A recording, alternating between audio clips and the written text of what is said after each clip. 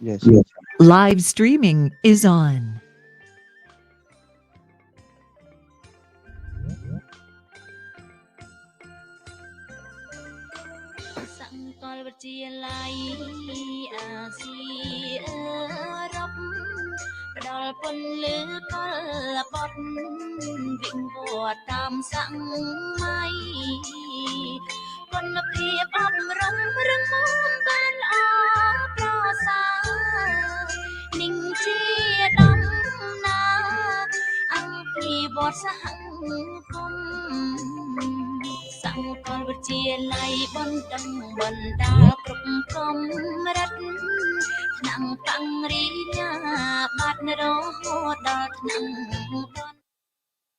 Okay, good morning, everyone. This morning we continue our unit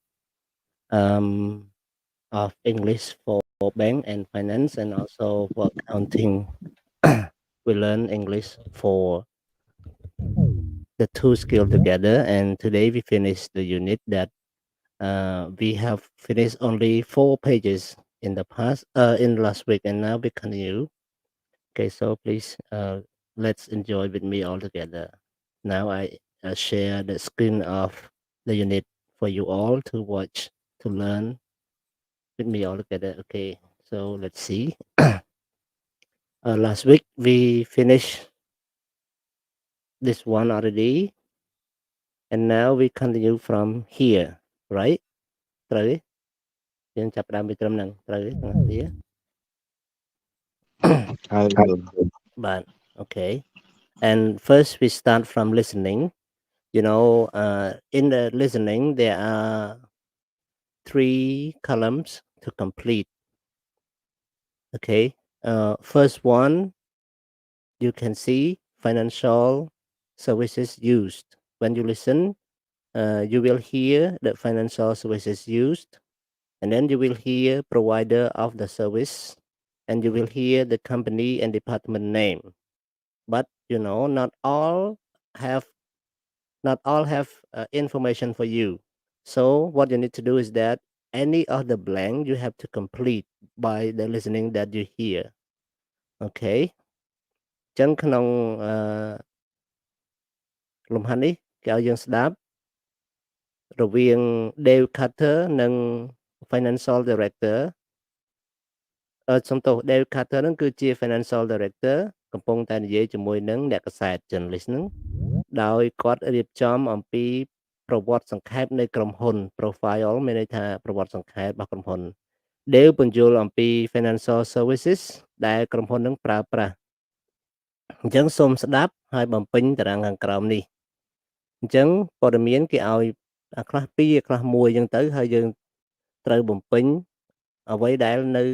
ខ្វះខាតនេះណាអូខេតាមរយៈ listening អញ្ចឹងអ្នកទាំងគ្នាចាំស្ដាប់ដូចតទៅហើយចាំបំពេញណាអូខេ I hope everybody will enjoy this listening. Exercise 3. 1. Can you call me a taxi for 3 o'clock? Pronunciation. No. Exercise. Listening 2.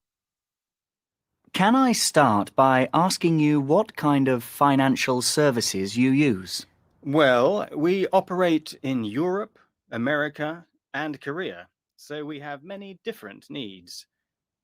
To start with the cash management, we manage our day-to-day cash with the help of our commercial bank, RBS. Our Treasury Department is in daily contact with them. Every day we pay a lot of suppliers, and we have to check that international payments are made on time. The RBS pooled account is very useful because we can put all our money from around the world in one account. Then we can quickly see where we need money each day or where to invest it. What about funding? How do you know where to find the money for the company? Well, if I have questions about funding, then I call our investment bank, Goldman Sachs. They know a lot about the financial markets and the best way to find money internationally. We have to decide if it is better to borrow the money from a bank or perhaps to issue bonds or shares. The investment bank also advises us of the best mix of funding to have between loans, bonds, and shares. How do you control all this money in the company? That's the responsibility of an in-house department, the Financial Controllers Department. At the beginning of the year, we make a budget for each division. Then we collect them all into a single master budget for the whole company. Every week, the Financial Controllers Department checks if we are following the budget. If we aren't, then we have a chance to correct the situation. Do you use any other services? What about insurance or auditors? We need to insure all our buildings, equipment, even customers against accidents. But we also have financial insurance against suppliers who don't deliver and what we call business continuity insurance to protect us if we have to close operations for a time, for example, if we have a fire or flood. For commercial insurance, we use a European company, AXA Insurance. And then finally, there are other services like auditing. Our auditors, PricewaterhouseCoopers, come in to check the company's accounts every year to see if they are correctly prepared and reported. And finally, what's the most interesting part of the job?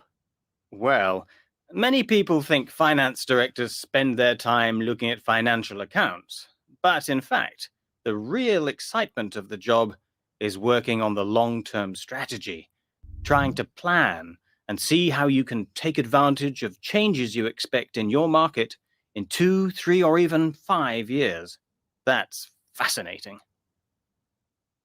Okay, can you can you find the information to complete the table here? I cannot. Okay, not. Okay, so would you like to listen again? Make sure that you can. Yes. Okay, so I will show the script for you. Okay, it may be better for you to have a look and listen at the same time, okay, in real time. So let's listen again. Listening 2. Can I start by asking you what kind of financial services you use? Well, we operate in Europe, America, and Korea, so we have many different needs. To start with the cash management, we manage our day-to-day cash with the help of our commercial bank, RBS. Our Treasury Department is in daily contact with them. Every day we pay a lot of suppliers, and we have to check that international payments are made on time. The RBS pooled account is very useful because we can put all our money from around the world in one account. Then we can quickly see where we need money each day or where to invest it. What about funding? How do you know where to find the money for the company? Well, if I have questions about funding, then I call our investment bank, Goldman Sachs. They know a lot about the financial markets and the best way to find money internationally. We have to decide if it is better to borrow the money from a bank or perhaps to issue bonds or shares. The investment bank also advises us of the best mix of funding to have between loans, bonds, and shares. How do you control all this money in the company? That's the responsibility of an in-house department, the Financial Controllers Department. At the beginning of the year, we make a budget for each division. Then we collect them all into a single master budget for the whole company. Every week, the Financial Controllers Department checks if we are following the budget.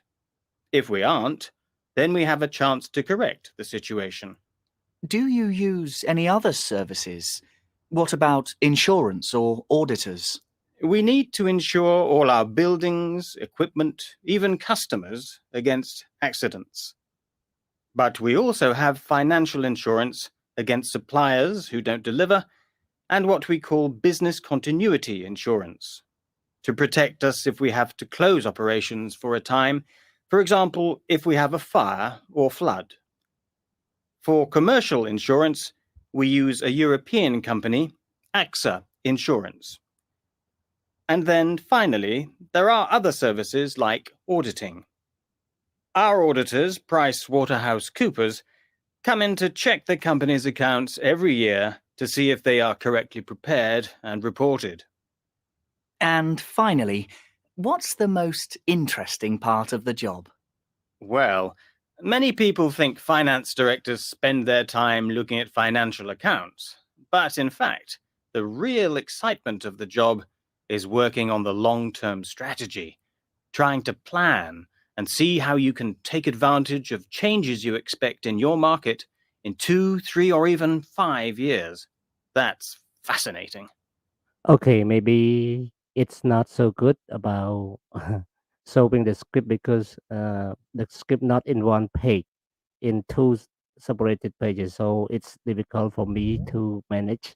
and I think everyone also not easy to watch as well. But at least we learn some pronunciation, and we learn some expression, like the last question, very interesting question.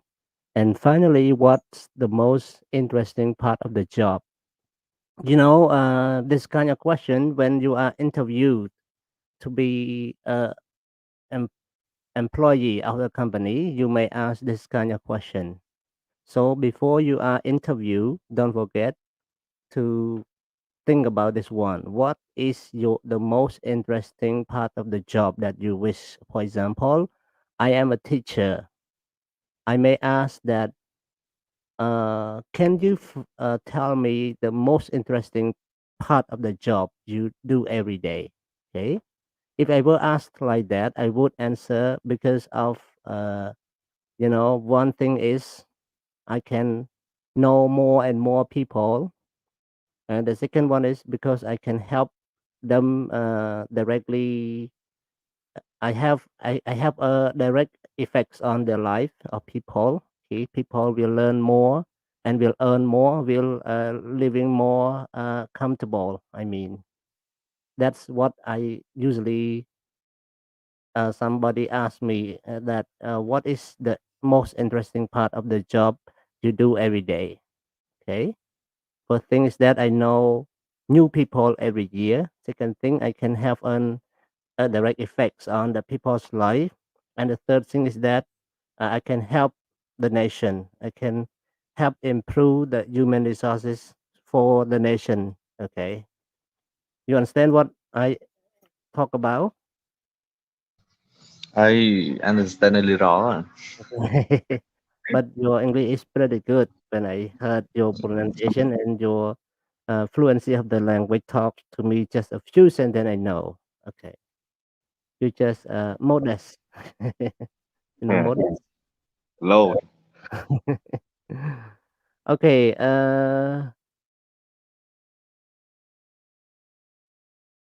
អ្នកទាំងអស់គ្នានៅក្នុង YouTube សូមស្វាគមន៍ផងមិញជាប់មាត់អត់បាននិយាយណា Okay, good morning everyone on YouTube. Thank you so much for your time for studying this morning. But don't forget, our study also count as attendance. If you don't join, you will lose the attendance score. And I also accept all students in here or in YouTube. But remember that YouTube also has a track on that, whether you join or not, how long did you join, it will count for me, and I will think about this as well, not always just come and present the name and ID and then leave. No. So anyone here, so one also in the class or no? No, I didn't see so one. And YouTube also no, so one maybe join late. May join late. She may join late. So now go to the lesson back to the exercise that we are going to correct. Okay, look at financial service. Dale Carter talked that he used cash management, and for the provider of the service, he chose the commercial bank. And then for the company or department, okay, name, do you know? I don't know. Sorry. We have. Yeah. Help me. I'm sorry. Your internet block your voice. Could you say again, please, Mr. Oh, I'm sorry, everyone, not here. So I may refresh for a moment. ខ្ញុំសូម refresh តិចណាព្រោះអីយើងនិយាយអត់ឮអញ្ចឹងមានន័យថាមានបញ្ហាអ៊ីនធឺណិតហើយអូខេអញ្ចឹងខ្ញុំ refresh បន្តិច is on.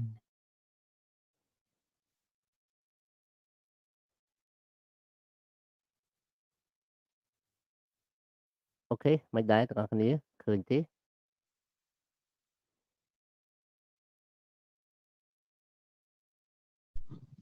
ឃើញ slide អញ្ចឹង ឃើញហើយលោក ឃើញហ្នឹងហើយ ឃើញហើយ មិញបាត់សម្លេងត refresh អញ្ចឹងការ refresh ខាងគូការ refresh ខាងសិស្សវាមិនទៀងអញ្ចឹងណាវាមិនដឹងថាព័ត៌មានពេល refresh ហ្នឹងមួយណាឲ្យប្រកបអញ្ចឹងចេះតែរាវរៀងខ្លួនចិត្តចាប់ហើយអ្នកនរគ្នាពីអាទិត្យទៀតបាយបាយហើយណាពីអាទិត្យទៀតយើងចូលថ្នាក់វិញហើយពី3អាទិត្យទៀតចូលថ្នាក់វិញហើយចូលថ្នាក់គឺថ្ងៃ6ណាអញ្ចឹងអ្នកនរគ្នាត្រូវទៅវិលមករៀន ខែ12លោកគ្រូ ថ្ងៃ6សម្រាប់ច័ន្ទសុក្រថ្ងៃពួកយើងថ្ងៃ10ថ្ងៃ11បានចូលពួកយើងចូលសាទិត្យណា ពល ថ្ងៃ11បាទអូខេអញ្ចឹងអ្នកនរគ្នាមើលលំហាត់នេះវិញក្រុមហ៊ុនគឺខ្ញុំចង់ឲ្យឆ្លើយដូចរចគុណមិញឬក៏ គុណ អូខេរចគុណរស់អូស្គាល់ច្បាស់ណាស់សំឡេងក៏ព្រោះទៀត OBS លេងព្រោះដូចខ្ញុំអញ្ចឹងដូចកណាអញ្ចឹងnumber 2ក្រុមហ៊ុនឈ្មោះ Goldman Sachs how about financial service he use okay maybe not difficult but many students not want to talk to me មិនពិបាកទេប្រហែលជាមកយើងអត់ចង់និយាយមួយខ្ញុំដឹងបានអញ្ចឹងសាស្ត្រផ្សេងមិនផ្ដាច់គុណទេ អត់ដឹងដែរ អូខេលីតាឃើញ slide នៅក្នុង YouTube ណាតាមខ្ញុំមើលឃើញវិញណាអត់ឃើញមិញដោយសារខ្ញុំ refresh អូខេអញ្ចឹងនេះ funding អានេះគឺ investment ពេលដែលក្រុមហ៊ុនខ្វះខាតដើមទុនគេអាចធ្វើ funding មាន3ប្រភេទណាគឺតាមរយៈ issue share តាមរយៈ bonds និងតាមរយៈloans អញ្ចឹងធនាគារដែលគាត់ជួយឲ្យក្រុមហ៊ុនគាត់ហ្នឹងគឺឈ្មោះ Goldman Sachs គេឈ្មោះ Goldman Sachs ឥឡូវយើងមើល letter B controlling budgets financial services use is okay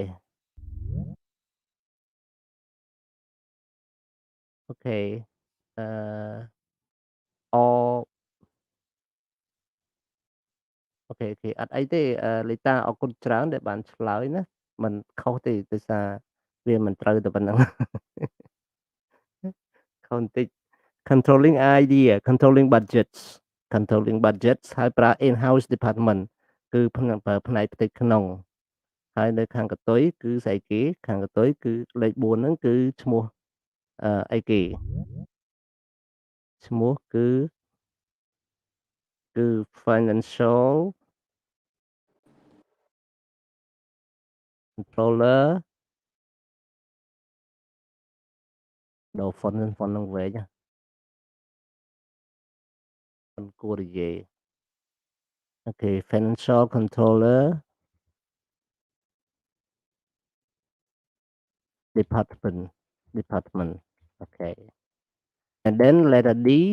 financial uses insurance commercial insurer provider of the service and the company is AXA or we call AXA in our country we have AIA okay and in Europe they have AXA or we call AXA and then for the last one letter E number 6 is financial services use auditing Ejikun, what is auditing ការធ្វើសវនករ good ការធ្វើសវនកម្ម សវនកម្មសវនករ គឺធ្វើទៅសវនករ អ្នកធ្វើអ្នក sorry I confused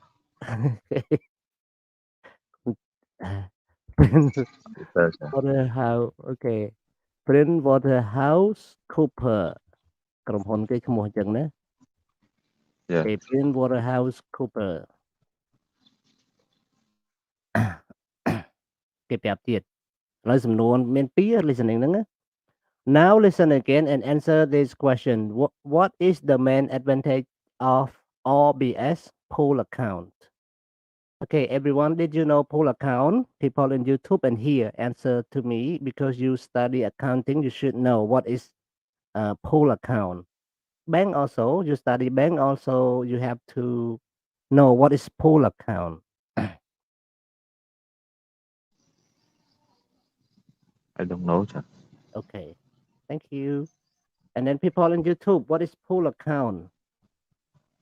អ្នកនៅ YouTube ឆ្លើយផង អីទៅ pool account អ្នកក្នុងថ្នាក់គេដឹងឥឡូវអ្នកនៅ YouTube ម្ដង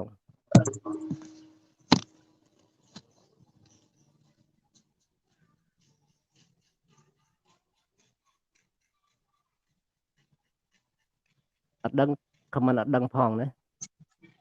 ស្រីនិន hello ស្រីនិន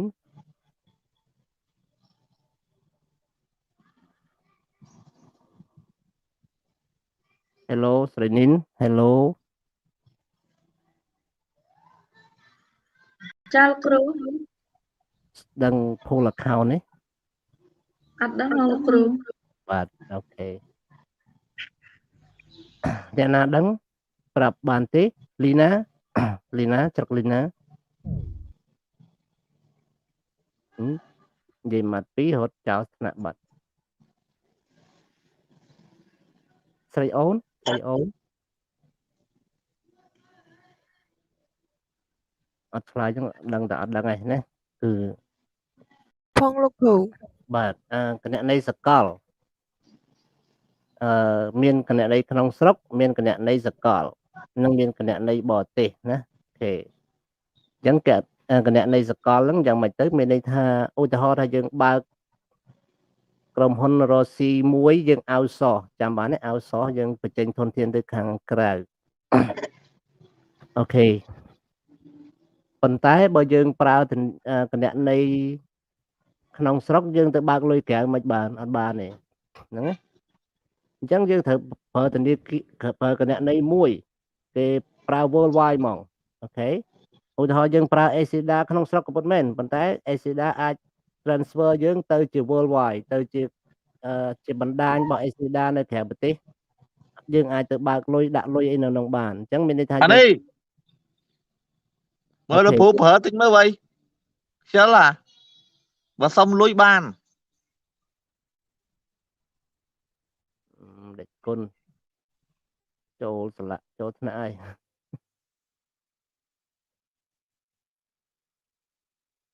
អូខេ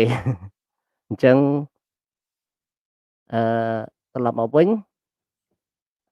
pool account ណាអ្នកទាំងអស់គ្នាយល់ឆ្លើយផងបើមិនយល់បញ្ជាក់ថែមណាព្រោះអានឹងវាសំខាន់សម្រាប់អ្នកទាំងអស់គ្នាក្រោយលោយើងទៅសភាការងារគេសួរ what is pool account pool account បើយើងបកប្រែគឺគណនីសកលតែបើយើងបញ្យល់មានន័យថាជាគណនីមួយដែលប្រើបានមួយពិភពលោកយើងទៅប្រទេសណាក៏បានដោយយើងអាចដកដាក់លុយបាននៅក្នុង account មួយហ្នឹងអូខេអញ្ចឹងគេហៅ pool account ដូច current account ដែរប៉ុន្តែ current account ប្រើក្នុងស្រុកពេល pool account ប្រើក្នុងស្រុកក៏បានក្រៅស្រុកក៏បានអូខេអញ្ចឹងបើយើងបកប្រែថាគណនីសកលបងប្អូនធ្លាប់ឮធ្លាប់ឮធ្លាប់ឮពាក្យហ្នឹងឯង អត់ផង អត់ដែលអូខេអញ្ចឹងប្រដេជគុណ អត់ដែលធ្វើការ អូខេអញ្ចឹងប្រដេជគុណក៏ដូចជាបងប្អូននិស្សិតទាំងអស់ត្រូវដឹងណា pool account គឺគណនីសកលតែច្រឡំថាគណនីអាងទឹកមិនមែនទេណាមិនគណនីភ្នាល់គ្នាណា pool account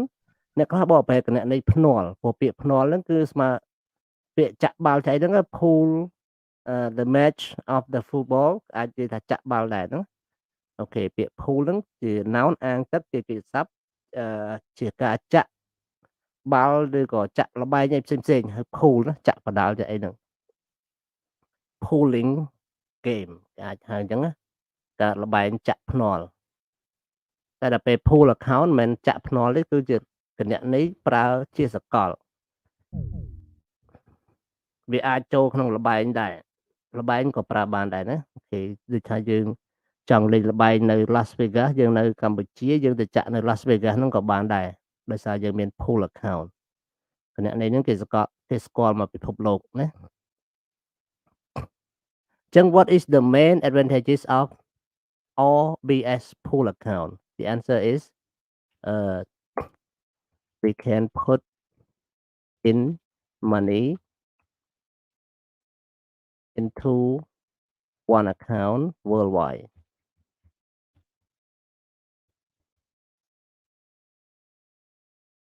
okay worldwide សរសេរអត់អស់ណាទេអញ្ចឹងខ្ញុំគាត់និយាយបាន into one account worldwide okay and then why does he go to the investment bank for special advice on funding why you know why does he go to investment bank for special advice on funding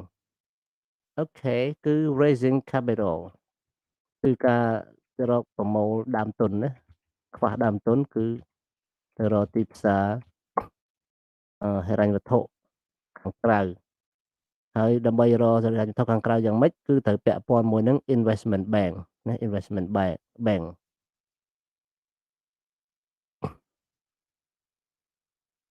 អូខេ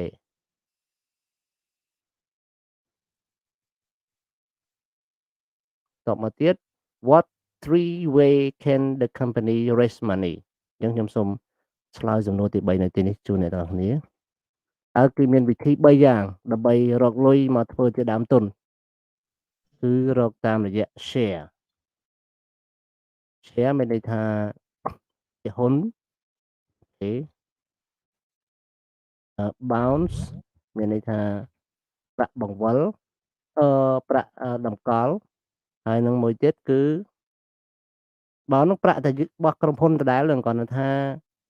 យកទៅតម្កល់ទុកដើម្បីជាប្រាក់ធានាអញ្ចឹងយើងអាចទៅសុំដកប្រាក់ធានានឹងបានបើសុំទាំងពីរនឹងមិនបានគឺក្បាច់ចុងក្រោយគឺ loan ចុះបើ loan មិនបានទៀតគឺបិទទៅក្រុមហ៊ុននឹងបិទទៅណាអូខេអស់មានអីវិធីឯងWhat 3 ways can the company raise money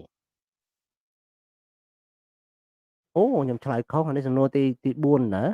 សំណួរទី3ត្រូវហើយសំណួរទី3មានមក Number 4 What does a master budget contain ស្អីទៅ master budget ទាំងអស់គ្នាដឹងទេផែនការថវិកាមេផែនការមេថវិកាជាប្រភេទ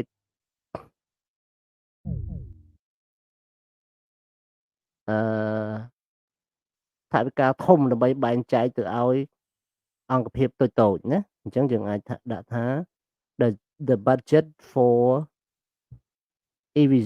division the budget for division សម្រាប់អង្គភាពតូចៗ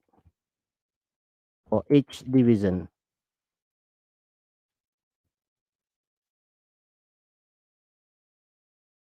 division okay number 5 exercise 5 answer to question 5 what kind of protection does business continuity insurance provide តើមានប្រភេទការពារអ្វីខ្លះដែលដើម្បីបន្តនិរន្តរភាពក្រុមហ៊ុនដោយមានការធានាផ្ដល់ជូនគឺផ្ដល់តាមរយៈអីគេគឺ protection of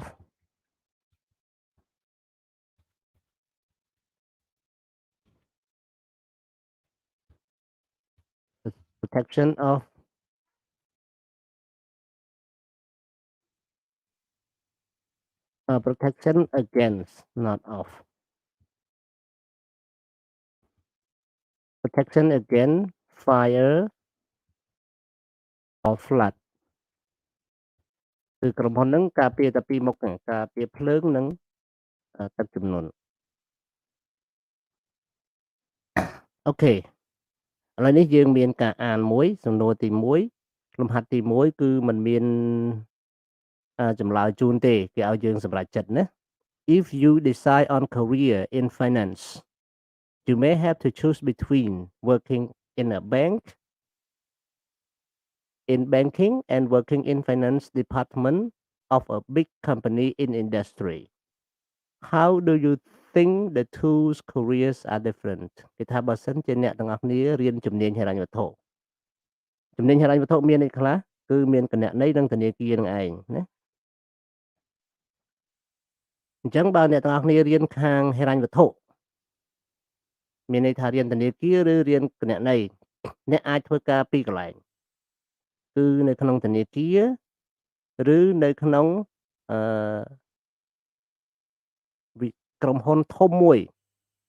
ក្នុងឧស្សាហកម្មយើងគិតមើលតើមួយណាល្អជាងណាមួយណាខុសគ្នាយ៉ាងម៉េចអាហ្នឹងគិតខ្លួនឯងខ្ញុំអត់មានចម្លើយជូនទេ Okay number 2 Lucille has tried both career but which did she prefer read the text and finding 3 things she liked about her career in industry and then question number 3 which of these careers would you prefer អញ្ចឹងចម្លើយអាននេះគឺឆ្លើយតែមួយអ្នកទាំងអស់គ្នាកុំភ្លេចឆ្លើយឲ្យខ្ញុំឲ្យបានណាគឺមានតែមួយទេខ្ញុំនឹងអានជូនអ្នកទាំងអស់គ្នាហើយអ្នកទាំងអស់គ្នាអាចអានតាមខ្ញុំក៏បានឬក៏អាចចាំមើលចម្លើយក៏បានចម្លើយសំណួរមានតែមួយទេណាអូខេអញ្ចឹង listen to me everyone listen to me ខ្ញុំសូមប្រិចហ្វុនវាធំដើម្បីអ្នកទាំងនេះស្រួលមើលអានណាបងប្អូន Lucille Ranch job risk investment manager for an international oil company location Houston Texas studied business administration specializing in finance started present job March 2010 okay so let's hear this is the question and then the answer question from a journalist and the answer from herself from Lucille នេះជាការអានសំណួរនិងចម្លើយសំណួរគឺជារបស់អ្នកសារព័ត៌មានហើយការអានគឺការចម្លើយគឺជាអ្វីដែលនាង Lucille បាននិយាយណាអូខេបានឆ្លើយតបអញ្ចឹងសូមស្ដាប់ដូចតទៅ Why did you decide to work for an international oil company? 3 words global exciting challenging after university my first job was with a large investment bank I worked in a dealing room but I quickly decided that it wasn't the career I wanted after a year I decided to resign and to find the job where I could use my knowledge of finance directly in industry. So far, I am very happy with my choice.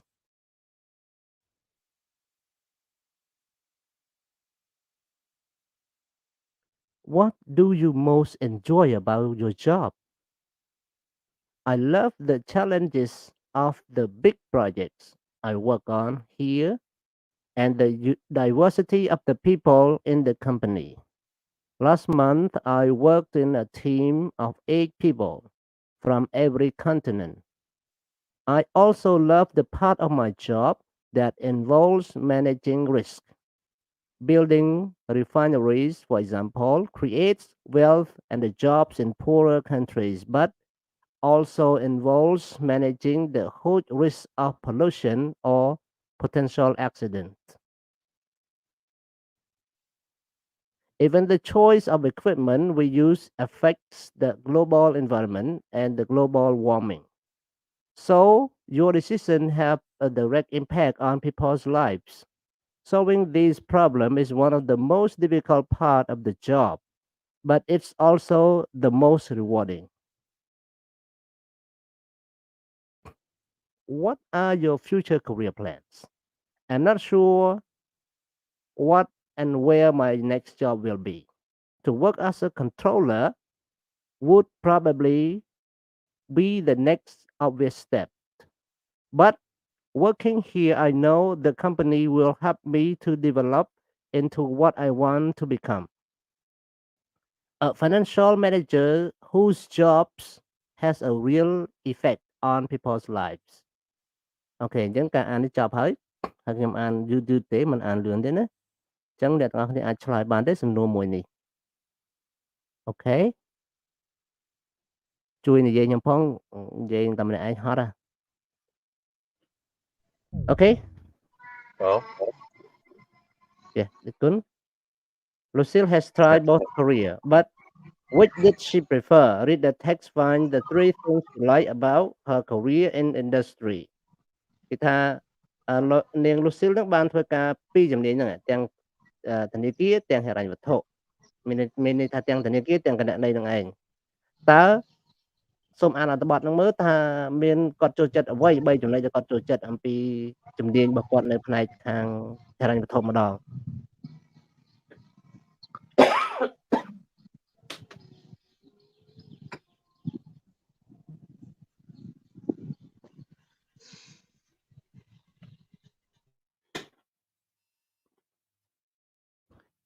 ម្ដងទៀតគុណមិញកណាដកកាសចេញដោយសារញ៉ាំទឹក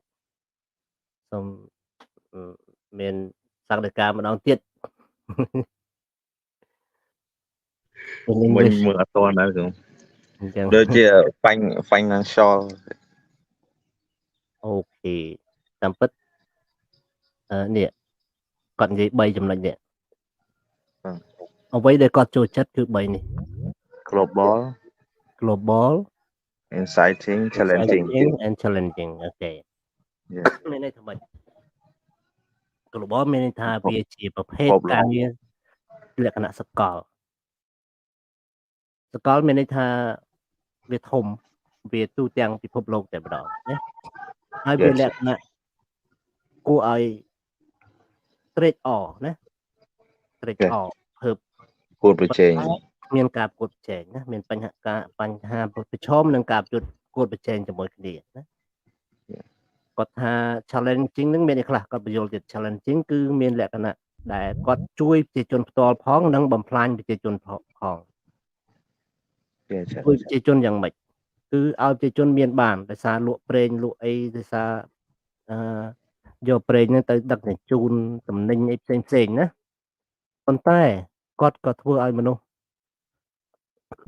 មានបញ្ហាដែរគឺពលបរិស្ថានហ្នឹងឯងជា challenge របស់គាត់ណាហើយគាត់សប្បាយចិត្តគាត់ធ្វើការជាមួយនឹង long project ដូច Dave Color មិញអញ្ចឹងគាត់សប្បាយចិត្តដោយសារគាត់ជាលក្ខណៈlong project ហ្នឹងអ្នកដែលកាន់គម្រោងវែងបាន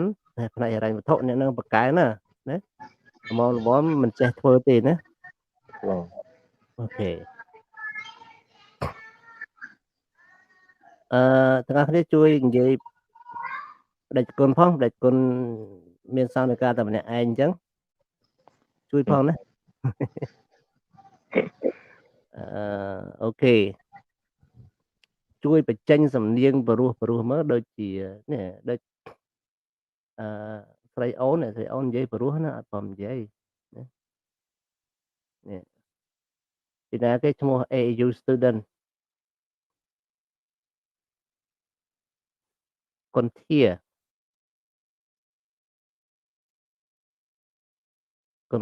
និយាយសួស្ដីហ្មងមើលស្រីពេជ្រសុចេតាស្រីពេជ្រ គាត់បើក ចាលោកគ្រូ ណាព្រោះទាំងអីសំឡេងអត់ព្រមនិយាយអូខេ ខ្ញុំទៅវិញហើយគ្រូ និយាយព្រោះណាសំឡេងអូខេតម្រាំច្រៀងទៅព្រោះប៉ុណ្ណាទៅអូខេសុចេតាសោកស្ដាយណាពួកយើងសោកស្ដាយមែនទែនពេលដែលអ្នកទាំងអស់គ្នាចូលរៀនក្នុងថ្នាក់វិញខ្ញុំលែងបានបង្រៀនអ្នកទាំងអស់គ្នាហើយដឹងមូលហេតុអីទេមូលហេតុបានលែងបានបង្រៀនអ្នកទាំងអស់គ្នា ដឹងដែរ ហើយតែគុណដឹងឯពោតែគុណមិនមែនជាកណាមិនដឹង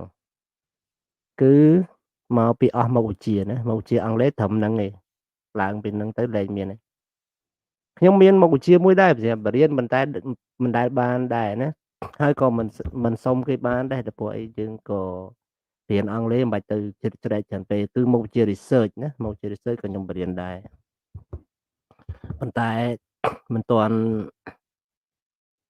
ទទួលបានថ្នាក់ research ទេនៅសាកលវិទ្យាល័យសេរ៉ុបនេះបើនៅសាកលវិទ្យាល័យផ្សេងមានណានិយាយទៅជាអ្នកបរៀន research រៀងជំនាញដែរហ្នឹងក្នុងមហាវិទ្យាល័យផ្សេងក៏ដូចជាសាកលវិទ្យាល័យផ្សេងប៉ុន្តែនៅសេរ៉ុបទេខ្ជិលទៅដើមណាខ្ជិលទៅដើមគេ ឥឡូវយើងមើល outsourcing financial services និយាយពី outsource ម្ដងសេវាកម្មបញ្ចេញធនធានហិរញ្ញវត្ថុទៅខាងក្រៅបងនេះអាចរកឧទាហរណ៍បានទេ Can you find an example of outsourcing from Cambodia គ្នាមានអាចមិនមានន័យថាអ្នកខ្លះនាំតំណែងទៅលក់អាមេរិកថា outsource មែនទេណាមែនទេ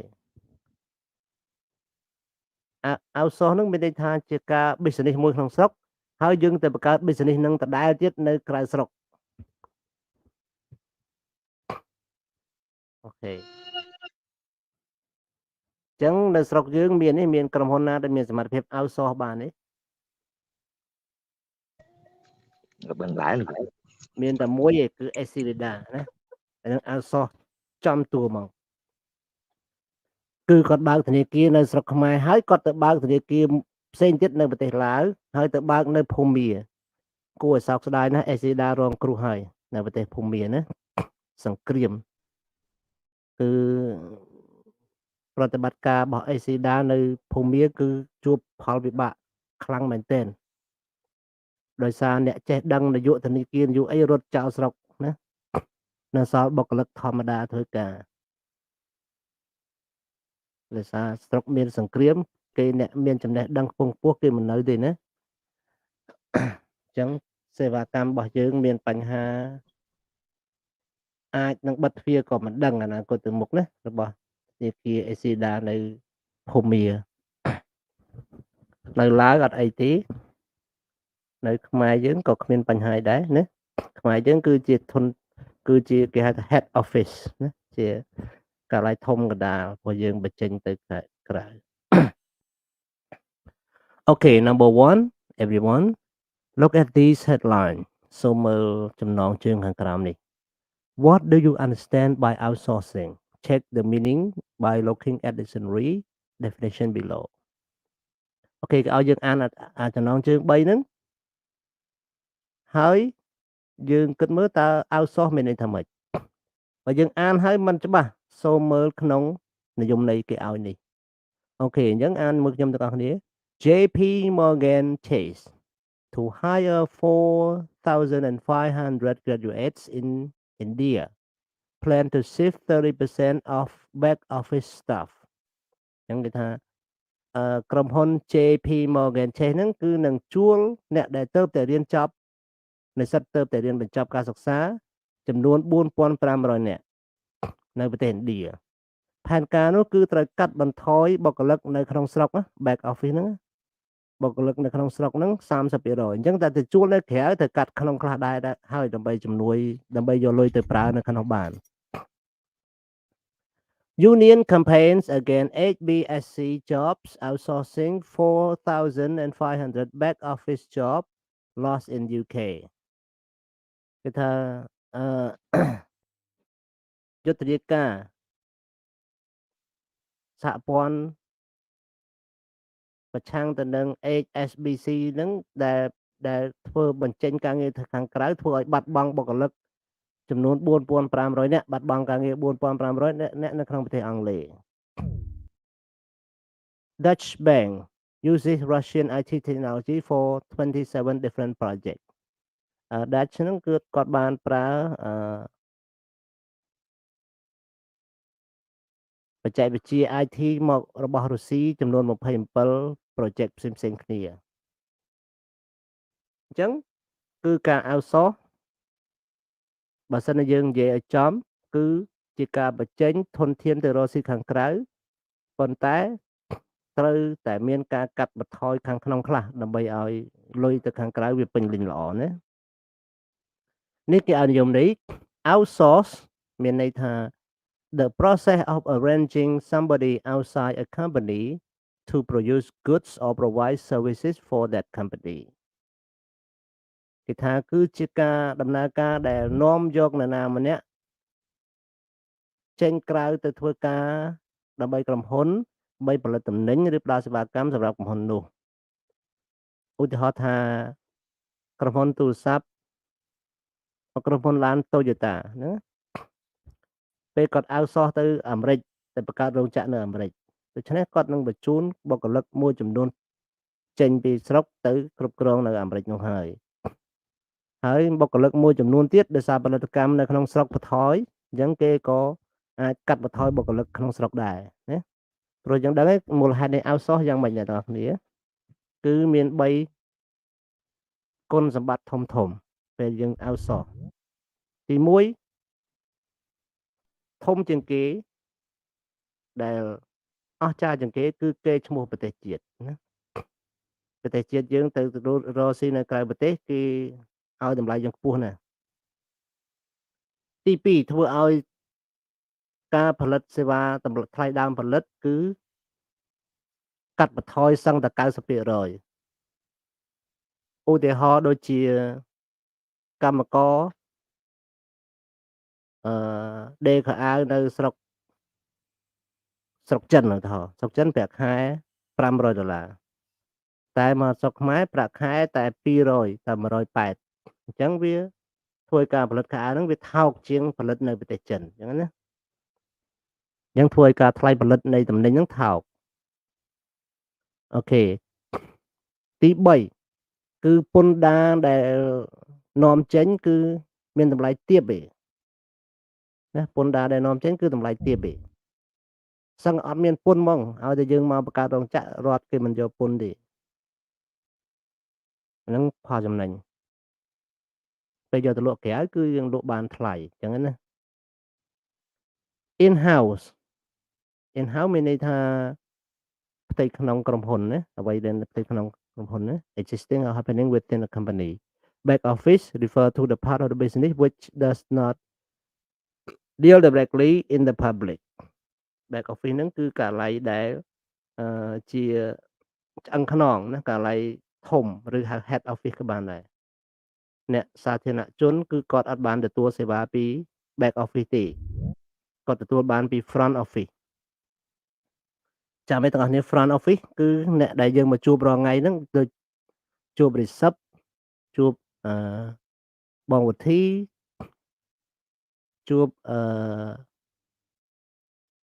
ជាមួយអីជាដើមជួបខ្ញុំអីជាដើមគឺផ្នែក front office ដល់ back office ដូចជាសកលវិទ្យាល័យការព្រឹទ្ធបរិះ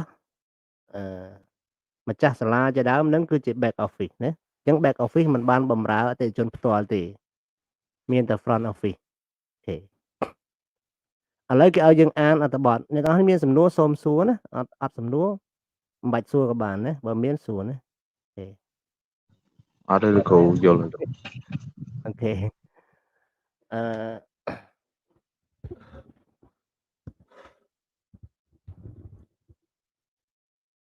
ខ្ញុំធ្លាប់និយាយពាក្យនឹងម្ដងកូនសិស្សសើចតែ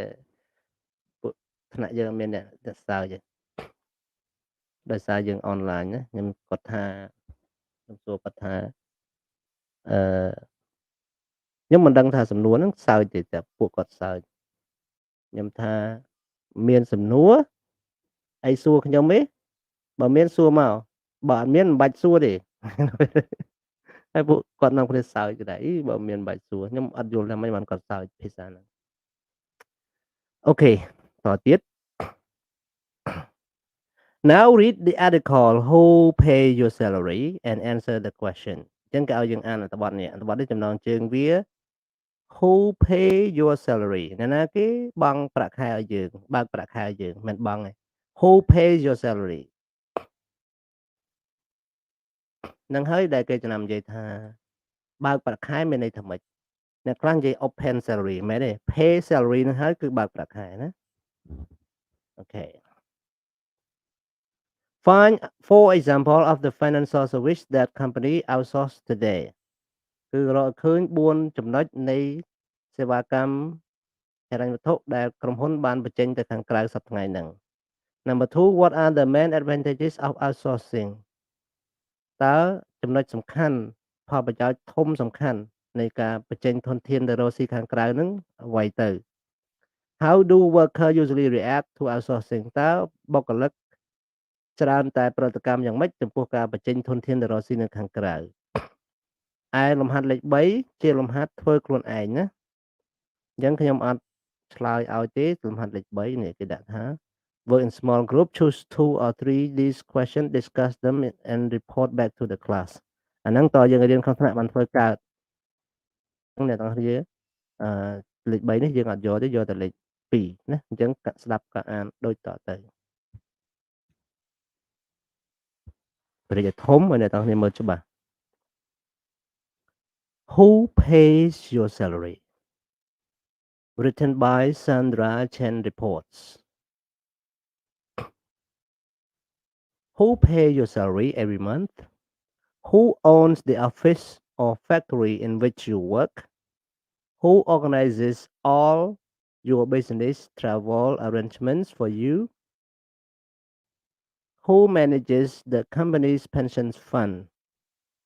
អូខេអញ្ចឹងគេសួរច្រើនសំណួរគេសួរច្រើនសំណួរ If you work for a big European company today your salary is probably paid and managed by another company an outsourcer and not by your employer okay maybe it's in India or South Africa អូខេលីតាមិនសូវយល់អត្ថន័យ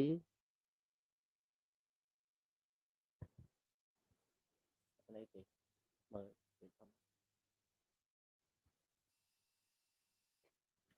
អត្ថន័យហ្នឹងអត្ថន័យគេលីតាអត្ថន័យហ្នឹងអត្ថន័យគេបញ្ជាក់មកចាំខ្ញុំឆ្លើយតបវិញណា Okay continue everyone your office is probably owned by a financial property company who rents the building to your company. Your pension may be managed by an investment bank or fund manager for a fee. If you have to travel for business,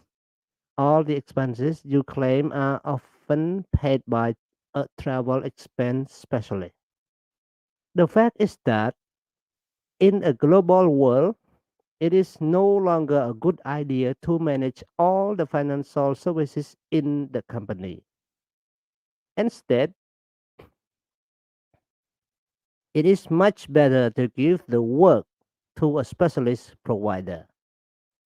Then your managers can spend their time on the really important business areas where the company makes its money. This means it can often cut costs, improve the quality of its service, and free its top managers for administration and office work. It is a win-win situation. Maybe we need to change many of our old ideas about what a company finance department should do. Welcome to the world of outsourcing. But what does it mean to staff? When you ask people about outsourcing, many employees are frightened. They talk about job losses and of insecurity. It could be my job next. But the fact is that many don't really see any change. What's more, they go home and use the same services in their private life. Paying bills, taking to their telephone bank or insurance provider, or booking their holidays, many of these jobs are already done in foreign countries. It seems that in the global village, we depend on service providers in countries or places we have never seen. Okay. ចឹងសំណួរមាន3 Find for example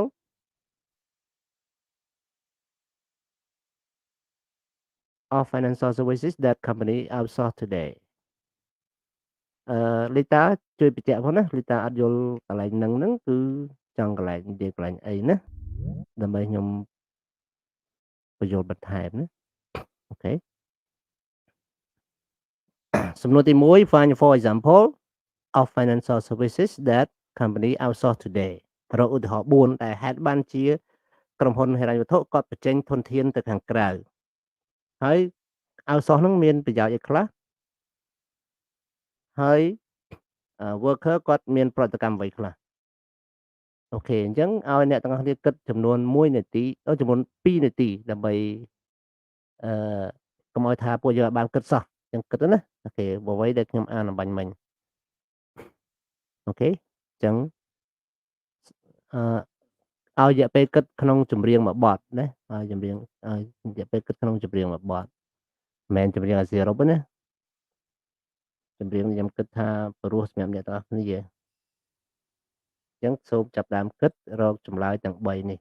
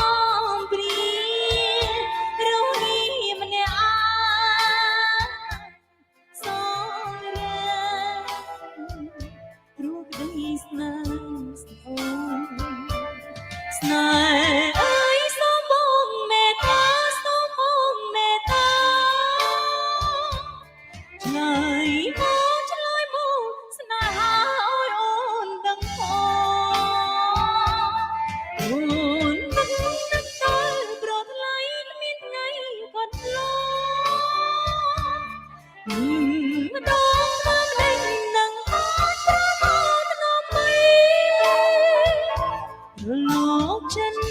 តា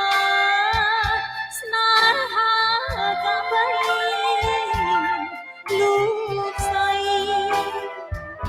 ស្រីខាងចាំ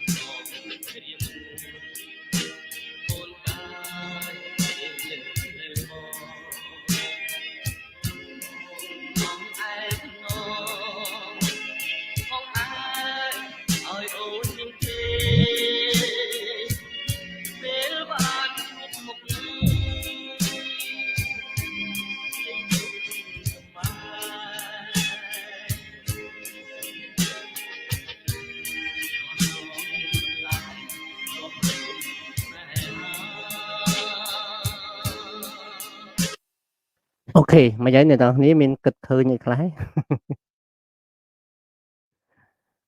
ផ្ដាច់គុណមានឃើញនឹកឃើញខ្លះ អាចបច្ចាក់យូរ ហ៎ តំបញ្ចូលលុយមិញ ថាបើកមើលឯកសារនឹងមើលអង់គ្លេសនឹងសារដើមអត់បានបើកមើល អូ វាដាច់តើឲ្យកូនសិស្សទៅទិញមិញបាន ឡើយក្រៅពីផ្ដាច់គុណ វា ក្រៅពីផ្ដាច់គុណលីណាមិនដែរលីណាទៅរួចទេលីណា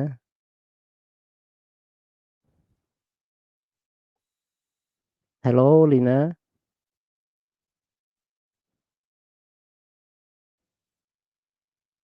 Hello លីណា Hello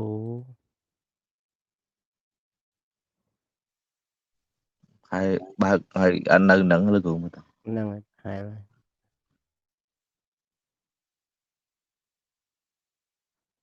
អូខេខ្ញុំអាចឆ្លើយជូនតែហ្មងទៅមើលទៅមិនមានអ្នកឆ្លើយបានទេអូខេអញ្ចឹងគឺ for example គឺទី1 example ទី1គឺ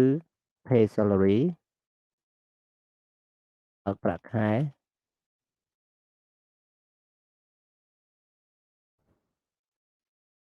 business travel arrangement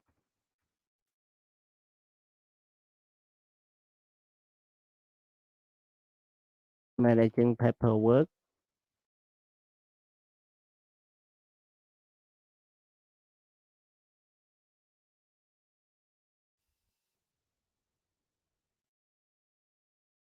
នឹង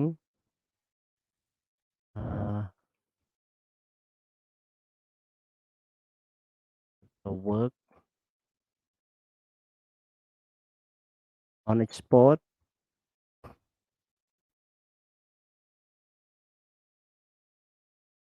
and managing pension fund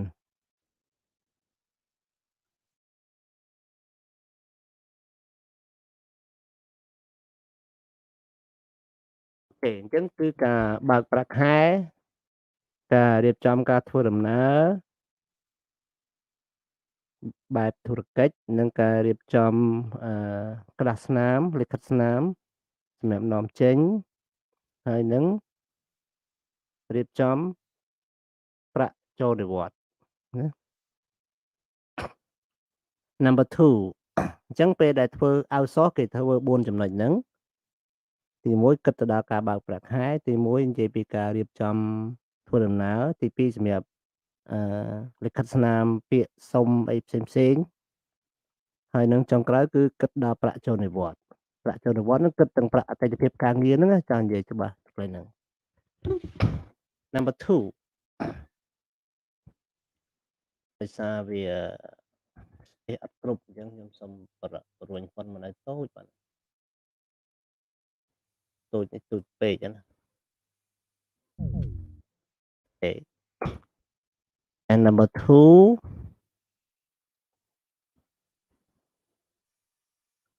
it cuts វាកាត់បន្ថយ cost ថ្លៃផលិតថ្លៃដើមផលិតណា improves the quality of service បង្កើនសេវាកម្មណា frees manager from administration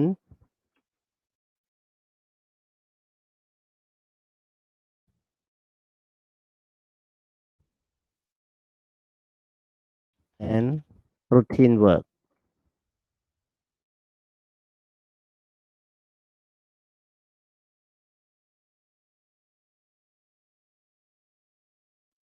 អូលីតាoutsource ហ្នឹងមានន័យថានេះឥឡូវកំពុងនិយាយលើ outsource ហ្នឹងហើយគឺការបញ្យលការរបៀបធ្វើម៉េចឲ្យមានធនធានយើងទៅខាងក្រៅប្រទេសបានអញ្ចឹងណាធ្វើធនធានទៅក្រៅប្រទេសទៅធ្វើឲ្យ business របស់យើងនេះទៅរកស៊ីនៅក្រៅប្រទេសឥឡូវយើងមានការងារលំអិតបញ្យលពីរឿង outsource ហ្នឹងហើយនេះគឺដើម្បីធ្វើ outsource បានគឺត្រូវគិតទៅដល់ការបើកប្រាក់ខែណាតែគិតទៅដល់ការធ្វើដំណើរ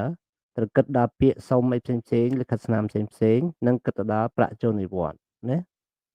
ព្រោះយើងទៅធ្វើទៅជាក្រុមហ៊ុនរកស៊ីនៅខាងក្រៅយើងត្រូវគិតដល់លុយចូលនិវត្តន៍របស់បុគ្គលិកទៅទៀតណាអញ្ចឹងគេមានក្រុមហ៊ុនមួយសម្រាប់គ្រប់គ្រងរឿងហ្នឹងភាគច្រើនគឺរបស់រដ្ឋក្រុមហ៊ុនហ្នឹងណាអូខេ Number 3 how do worker usually react to outsourcing ឥឡូវយើងទៅ outsource នៅខាងក្រៅហ្នឹងអត់អីទេសប្បាយទេសម្រាប់យើងទៅចំណាយតិចជាងក្នុងស្រុកចុះអ្នកក្នុងស្រុកគិតមិនគឺអ្នកក្នុងស្រុកពេលក្រុមហ៊ុនគាត់ទៅគេថាអូឈប់ផលិតហើយនៅហ្នឹងទៅផលិតនៅស្រុកចិនវិញអញ្ចឹងកម្មករក្នុងស្រុកគាត់បាត់បង់ការងារអញ្ចឹង workers are frightened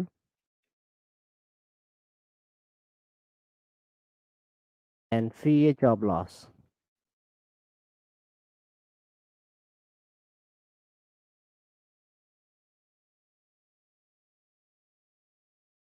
ហើយភ័យខ្លាចបាត់បង់ការងារធ្វើណាមានអារម្មណ៍រន្ធត់ហើយភ័យខ្លាចបាត់ការងារធ្វើ3ចំណុចហ្នឹងឯងណាអញ្ចឹងយើងចាប់ហើយ page នេះអូខេយើងចូលទៅ page បន្ទាប់ទៀតគឺនិយាយអំពីweb quest ហើយគេទៅ web quest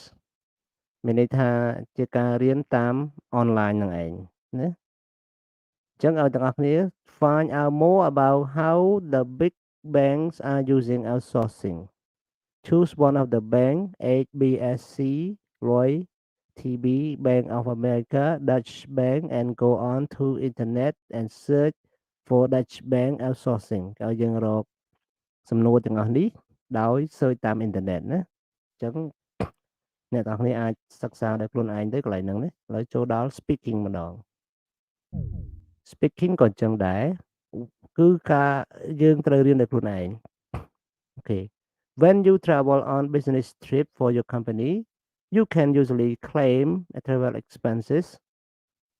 when you return but different company has different rule for expenses គឺថានៅពេលដែលអ្នកទាំងអស់គ្នាទៅ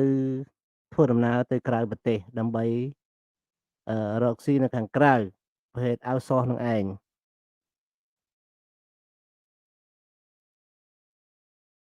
អូខេអត់អីទេលីតាអត់អីណាលីតាអូខេអញ្ចឹងក្នុងនេះ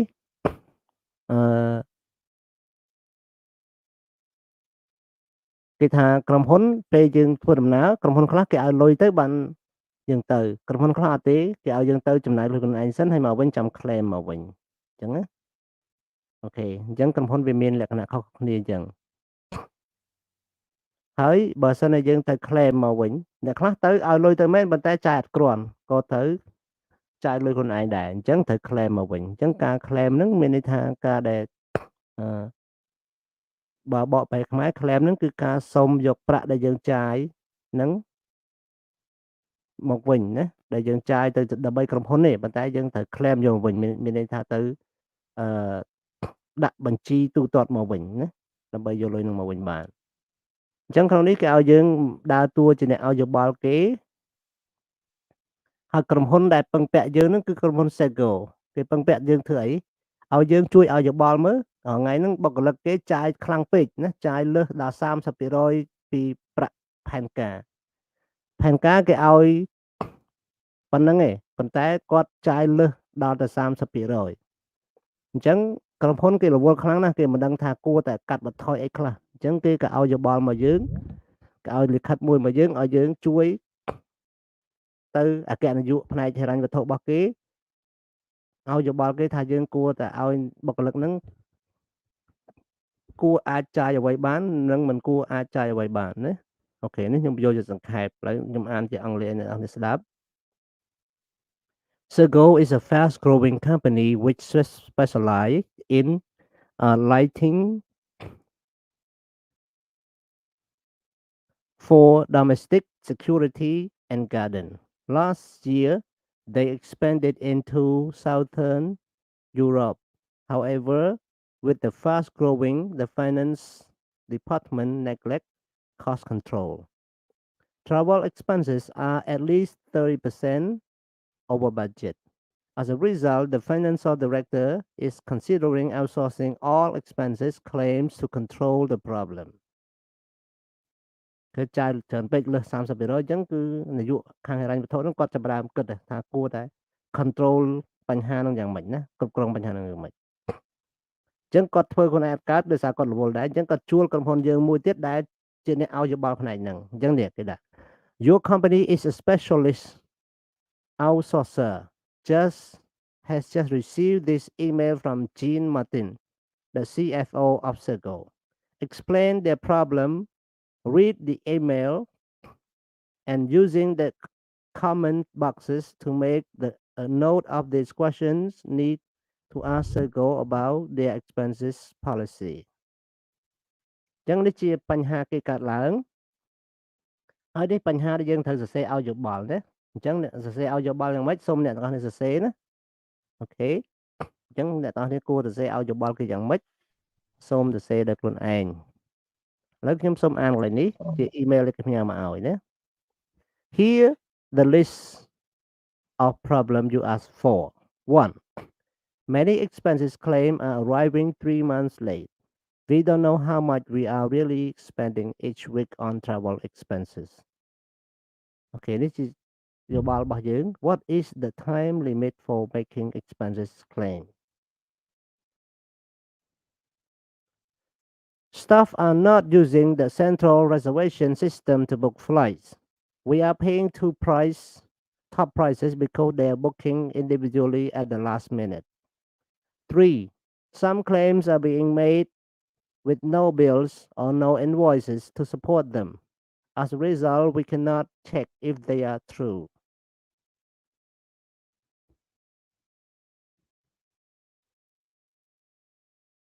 Dân cái trái tam việc cái bát nữa, trái ăn cái bát thì mình đang thật trâu được khâu thì nè class mình ấy thế nè class có làm. Some staff are using 4-star hotels and top restaurants. One recent bill was for more than £500. 5. Staff are not giving their free air miles to the company. They're using them to book private holidays. Sales staff have begun to use business class for all travel journey, even short duration. Expenses are up to 40% in 12 months. 7. Sales executives are giving expensive gifts to customers. they may create risk the company of bribery or corruption. Okay, I look forward to receiving your proposed solution for each of them. អញ្ចឹងគេរកបញ្ហាយើងហើយយើងជាអ្នកក្រុមហ៊ុនខាង sourcer ហ្នឹងគួរតែឲ្យយោបល់គេថាធ្វើម៉េចក្នុងចំណោម7ករណីហ្នឹងណាអូខេអញ្ចឹងសូមអ្នកនរគ្នាសរសេរនៅទីនេះហើយផ្ញើខ្ញុំជា homework ណា homework សរសេរយ៉ាងម៉េចក៏បានដែរឲ្យតែឲ្យតបទៅនឹងអ្វីដែលគេសំណូមពរណាអូខេដែលគេសំណូមពរ លោកគ្រូសូមបញ្យល់កន្លែងហ្នឹងម្ដងទៀតព្រោះឲ្យខ្ញុំអត់សូវយល់ឡើងហ្នឹងលោកគ្រូ អត់អីទេអត់អីបានណាកន្លែងហ្នឹងចង់និយាយចេះនេះជាបញ្ហា7ចំណុចណា7ចំណុចទី1គេនិយាយថាទី1គេធ្វើឲ្យយើងហើយណាមិនបាច់ធ្វើទេទី2គេថាបុគ្គលិកហ្នឹងធ្វើដំណើរគាត់អត់ដែលកក់លុយមុនទេចាំដល់ពេលចាំទៅទិញអញ្ចឹងសម្បត្តិវាថ្លៃបើកក់មុនវាថោកអញ្ចឹងគួរតែធ្វើម៉េចកន្លែងហ្នឹងលេខ2ដល់ពេលលេខ3បុគ្គលិកខ្លះគាត់ចាយលុយអត់មានវិក័យប័ត្រផងហើយស្រាប់តែថ្ងៃនេះខ្ញុំហូបបាយអស់$1000បើកលុយខ្ញុំមកអូខ្ញុំនៅស្ថានភាពនេះអស់ប៉ុណ្ណេះអត់មានវិក័យប័ត្រណាអូខេទី4បុគ្គលិកខ្លះគាត់មិនទៅដោយសារក្រុមហ៊ុនអត់បានគិតណាគាត់នៅស្ថិតស្ថានភាពកាយ4នេះណាកាយ5នេះហើយបើសិនអាហារវិញហូបសិតអាហារដែលថ្លៃហើយថ្មីហ្នឹងគ្រាន់អាហារមួយពេលគាត់អស់$500ណាយើងដឹង$500ប៉ុន្មានទេ$1000អូខេអញ្ចឹងគាត់ថាគ្រាន់តែបាយវាមួយពេលបុគ្គលិកហ្នឹងអស់$1000អញ្ចឹងគិតមិនជួយឲ្យយោបល់ផងនិយាយការជួយឲ្យយោបល់មានន័យថាយើងសរសេរមិនក៏បានដែរឲ្យតែជាភាសាអង់គ្លេសហើយឲ្យតែត្រូវ grammar គឺបានបន្ទុកល្អហើយណាតាមកំណត់របស់យើងទីណា 5 staff are not giving their free air miles to company គឺថាបុគ្គលិកហ្នឹងគឺมันបានផ្ដល់ការធ្វើដំណើរមិនន័យថាមិនធ្វើដំណើរទៅធ្វើការហ្នឹងដោយមធ្យោបាយផ្ទាល់ខ្លួននេះទេគឺប្រើមធ្យោបាយក្រុមហ៊ុនណាទោះបីជាគាត់ទៅដើរលេងក៏ដោយអញ្ចឹងឧទាហរណ៍ថាគាត់មកធ្វើការទេឡានហ្នឹងគេឲ្យជិះពីផ្ទះមកធ្វើការទេហើយចាក់សាំងគឺតម្លៃពីផ្ទះមកធ្វើការដោយសារក្រុមហ៊ុនគេមិនបានកំណត់តម្លៃត្រឹមត្រូវគាត់យកអាឡានមធ្យោបាយធ្វើដំណើរគាត់ហ្នឹងទៅដើរលេងក្រៅទៀតហើយប្រើការចំណាយរបស់ក្រុមហ៊ុនហ្នឹងណាអូខេ Number 6អ្នកផ្នែកលក់អាងតែក្រុមហ៊ុនអត់មានបានកំណត់គាត់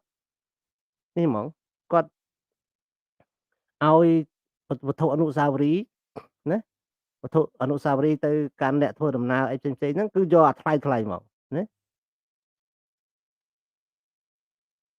អូមែនទេលេខ6ចង់និយាយថាការធ្វើដំណើរ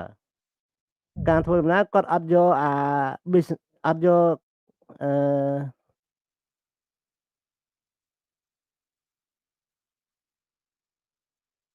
មានន័យថាពេលគាត់ធ្វើដំណើរគាត់យក business class ហ្មងគាត់អត់យកcustomer class ទេគាត់យក business class គឺគាត់យកកន្លែងកៅអីអង្គុយហ្នឹងល្អអញ្ចឹងណាដូចនៅលើយន្តហោះហ្នឹងវាមាន business class មាន customer class business class ហ្នឹងគឺសម្រាប់អ្នកដែលគេតកែគេអ្នកមានគេអីគេជិះអញ្ចឹងបុគ្គលិកគាត់ជិះអាហ្នឹងគាត់អត់ជិះអាធម្មតាទេណាអូខេហើយការចំណាយឡើងដល់ 42% មកគាត់ពី10ខែគាត់ធ្វើដំណើរគាត់មិនមែនជិះធម្មតាទេគាត់ជិះសិតអត់កក់មុនហើយថែមទាំងជិះអាថ្លៃទៀតណាអូខេបើកក់មុនទៅមកកក់100សបុត10សបុតអាហ្នឹងវាអាចថោកជាងយើងធម្មតាហ្នឹងលេខ7ផ្នែកលក់នេះគាត់ផ្ដល់អំណោយទៅអតិថិជនហ្នឹងគឺអាថ្លៃណាអូខេ ធម្មតាគេឲ្យអំណោយកម្មាមួយហ្នឹងកម្មាមួយ5000ហ្នឹងដល់គាត់ឲ្យសិតតែនាឡិកាមួយតម្លៃ$30អញ្ចឹងណាឧទាហរណ៍អញ្ចឹងណាអញ្ចឹងយើងគួរឲ្យយោបល់យ៉ាងម៉េចអូខេអញ្ចឹងកំណត់អ្នកទាំងអស់គ្នាអស់ហើយណាមានប៉ុណ្្នឹងឯណាមិនដែរលីណានេះទីណាគេមិញផ្លេចឈ្មោះហើយយល់ច្បាស់ណាស់បាទគឺកន្លែងហ្នឹងគេឲ្យយើងធ្វើអញ្ចឹងហើយអ្នកទាំងអស់គ្នាចង់ដឹងអ្នកកំណត់អ្នកទាំងអស់គ្នាគួរធ្វើម៉េចពិសេសនារីច្បាស់ជាងបរោះណាហើយប្រតិគុណបរោះដែរមិនសូវច្បាស់ទេរឿងហ្នឹងណាសូវផង តែនារីនឹងច្បាស់ហ្មងហ្នឹងគួរធ្វើម៉េចណាយើងចង់បានកំណត់អ្នកទាំងអស់គ្នាសរសេរជាភាសាអង់គ្លេសមិនឲ្យសេជាខ្មែរទេណាអូខេហើយមិនឲ្យរកគេទៅសេទេរកសេខ្លួនឯងណា complete homework បាន 10% ណា homework សរុបទាំងអស់អូខេយល់បានអ្នកគ្នាអូខេ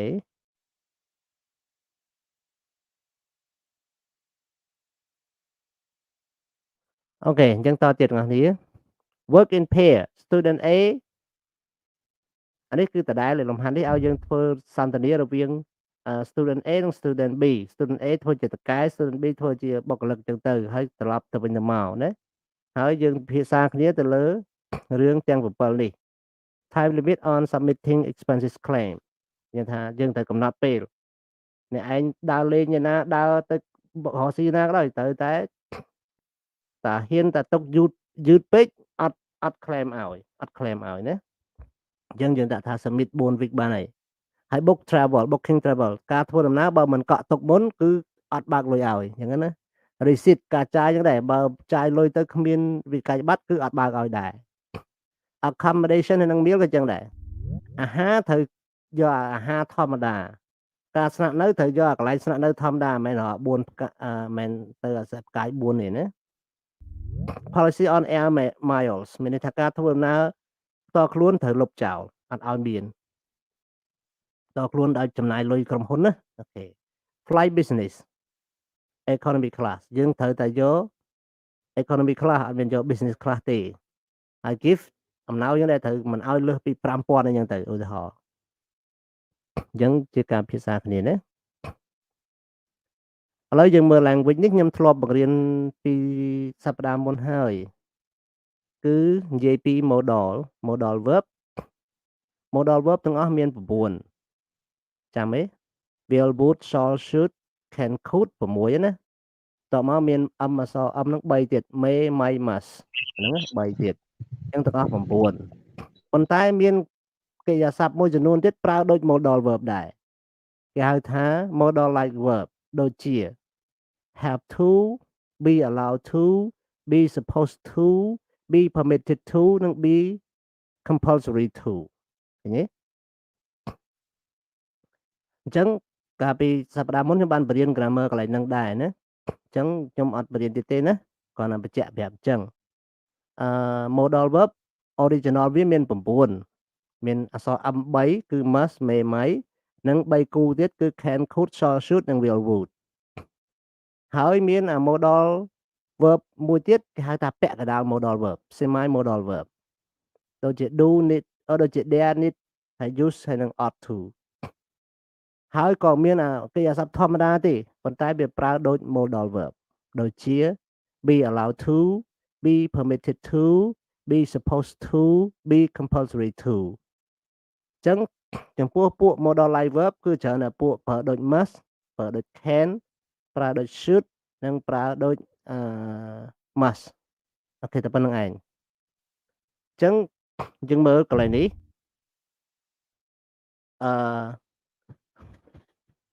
មានទាំងអស់10 phrase clear 10ណា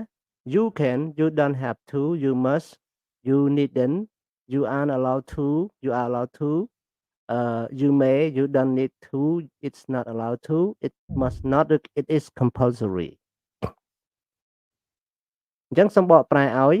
you can អ្នកអាចស្មើនឹងលទ្ធភាព you don't have to នេះស្មើនឹងជំរើសអ្នកមិនចាំបាច់ស្មើនឹងជំរើសដែលយើងអាចជ្រើសរើសបាន you must អ្នកឯងត្រូវតែធ្វើអាហ្នឹងគ្មានជំរើសទេត្រូវតែធ្វើ you needn't មិនអ្នកមិនចាំបាច់ដូច don't have to ដែរ you are allowed to អ្នកឯងអនុញ្ញាតឲ្យធ្វើអានឹងដូច can ដែរ you may អានឹងដូចតែ can ដែរទេ you don't need to ប៉ុន្តែ you may ហ្នឹងវាទៀបជាង you can និយាយ you can you are allowed to គឺវាកម្រិតវាខ្ពស់កាលណានិយាយ you may កម្រិតវាទៀបហើយលក្ខណៈអនុញ្ញាតដូចគ្នាណា you don't need to ស្មើនឹង you needn't ដែរដូចតែ you don't have to អញ្ចឹងគឺលក្ខណៈជំរើស it is not allowed to នេះជាលក្ខណៈហាមឃាត់ណាលក្ខណៈហាមឃាត់ដូច cannot you must not នេះជាលក្ខណៈហាមឃាត់ដែរ you លក្ខណៈហាមឃាត់ដូច cannot អញ្ចឹងណាអូខេ it is compulsory to នេះលក្ខណៈចាំបាច់ opposite នឹង don't have to ណាគឺចាំបាច់តែហ្មងត្រូវតែធ្វើដូចថាអ្នកទាំងអស់គ្នាមករៀនពេលចូលថ្នាក់គឺត្រូវតែមករៀនរាល់សប្តាហ៍បើមិនមកទេគឺអវត្តមានហើយអាហ្នឹងគេហៅថា compulsory ហើយគឺជាលក្ខណៈអនុវត្តតាមច្បាប់ណាអូខេអាហ្នឹងគេហៅ it is compulsory to អាហ្នឹងអ្នកត្រូវចាំបាច់ធ្វើប៉ុន្តែភាសាអង់គ្លេសវាចំណាំបានបើសិនយើងប្រើ must มันជាធំมันជាធ្ងន់ធ្ងរទេបើ must not គឺធ្ងន់ធ្ងរហាមដាច់ខាតមកតែធ្វើខុសហើយស្មើនឹង it's compulsory to ដែរណាអញ្ចឹងយើងអាចយកពាក្យហ្នឹងមកធ្វើម៉េចឲ្យត្រូវតាមលេខរបស់វា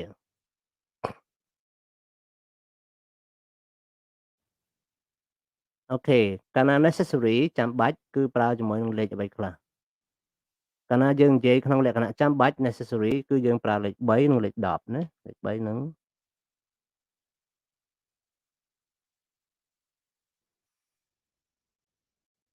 លេខ3និងលេខ10ណា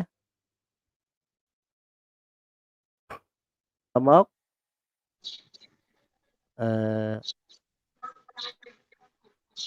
necessary not necessary លេខ2លេខ4លេខ7 very good គុណត្រូវទាំងអស់ចេះសងច្រើនតែបកកែ grammar ណាបាច់ចេះអូខេនិយាយលេងទេ it is permitted លេខ5តបមក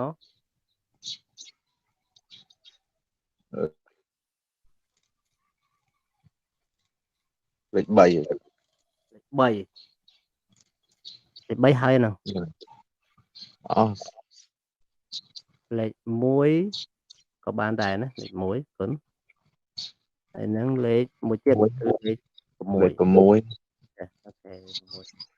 ជុំក្រោយទុកឲ្យទុកឲ្យលីណាគេនិយាយលេងគឺលេខ8និងលេខ9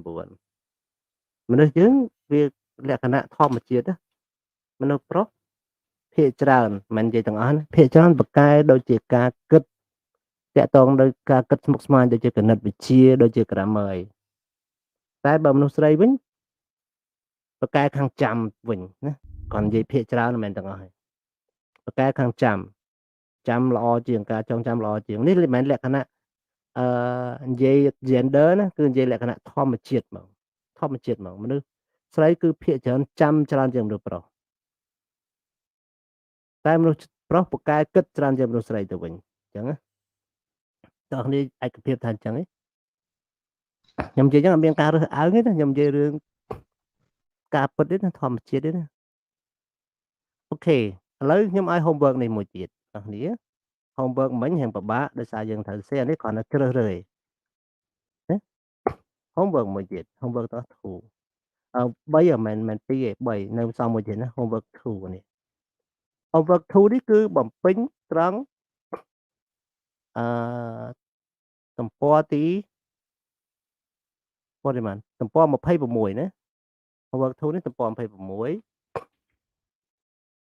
page 26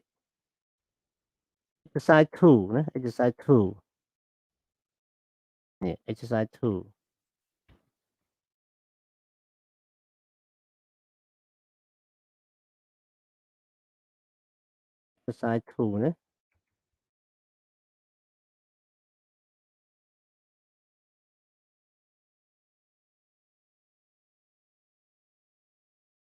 page 26 exercise 2 homework 2នេះ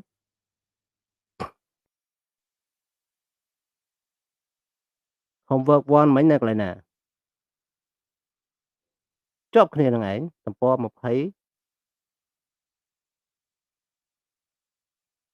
homework នេះគឺទំព័រ25ណា page 25 and exercise មហាត់ទីប៉ុន្មានទី2ដែរ exercise 2ដែរណា exercise 2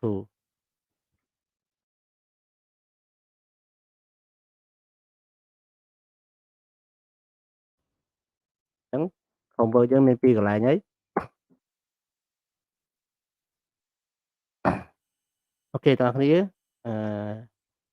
នេះណា homework យើងគឺនៅទីនេះតិចច្រឡំអត់តិចថារមើលឃើញណា homework យើងនៅទីនេះតាមនេះណាអានេះមិនមែនជា homework ទេគឺជាការរៀននិយាយអំពី good memo ស្អីទៅហៅថា memo ស្អីទៅហៅថា memo ឯគុណដឹងឯ memo បបរៀនដែរតែភ្លេច អនុសារណៈ សារណៈ ទេមិនទេដឹងឯគុណអក្សរសាស្ត្រខ្មែរច្បាស់ហើយខុសអាណាដឹងណាកុំប្រកាន់អនុសារណៈចឹងឯសរសេរចឹងអនុសារណៈអនុសារណៈបើបកប្រែវិញគឺមានន័យថាការជូនដំណឹងផ្ទៃក្នុង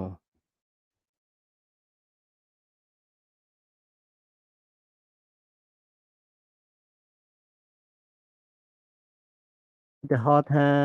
គេថាសូមនិស្សិតសាកលវិទ្យាល័យសរុបទាំងអស់ត្រៀមខ្លួនចូលរៀននៅថ្នាក់រៀនពិតប្រាកដនៅថ្ងៃទី6ខែធ្នូសម្រាប់ច័ន្ទសុក្រថ្ងៃទី11ខែធ្នូសម្រាប់ថ្ងៃសៅរ៍អាទិត្យវិញសៅរ៍អាទិត្យអាហ្នឹងគឺជាអនុសារណៈហើយគឺជាការជូនដំណឹងផ្ទៃក្នុងណាអូខេការជូនដំណឹងផ្ទៃក្នុង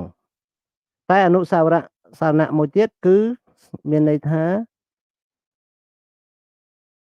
អនុសារណៈមួយទៀតមិនមែនមានន័យថាជាការជូនដំណឹងផ្ទៃក្នុងទេគឺជាកិច្ចព្រមព្រៀងទៅវិញអញ្ចឹងអនុសារណៈវាមាន2មានការជូនដំណឹងផ្ទៃក្នុងឬជាកិច្ចព្រមព្រៀងហើយភាសាអង់គ្លេសដូចគ្នាគ្រាន់ន័យវាផ្សេងគ្នាណា memorandum ដូចគ្នាតែគេសេកាត់ដោយ memo អញ្ចឹងពេលអ្នកទាំងនេះសរសេរ memo គួរតែចាំ4ចំណុចនេះ A good memo makes it clear who is mean to read it តែធ្វើឲ្យច្បាស់ថាអ្នកណាគេត្រូវអានរឿងហ្នឹងណា has a short subject heading and makes it clear what it is or what the memo is about គឺត្រូវធ្វើម៉េចឲ្យមានចំណងជើងខ្លីទូចបើខ្លីបានហើយឲ្យគេច្បាស់ថាតើ memo និយាយពីរឿងអីឧមាថាប្រាក់ឡើងប្រាក់ខែ memo អញ្ចឹងណាកាត់ប្រាក់ខែដាក់លើហ្នឹងទៅគេដឹងហើយ present information as briefly as clearly as possible using number list or bullet point គេឲ្យយើងបង្ហាញព័ត៌មានសង្ខេបឲ្យបានច្បាស់ហើយបើយល់ល្អដាក់លេខហ្មងបង់លេខឬក៏បង់ចំណុចបង់លេខគេ as number list មានន័យថាជាការបង់លេខឬជាការចុចចំណុចណាពងទី1 ត្រេទី1ត្រេទី2ត្រេទី3អាហ្នឹងហៅថា bullet point ណាមួយទៀត is normally written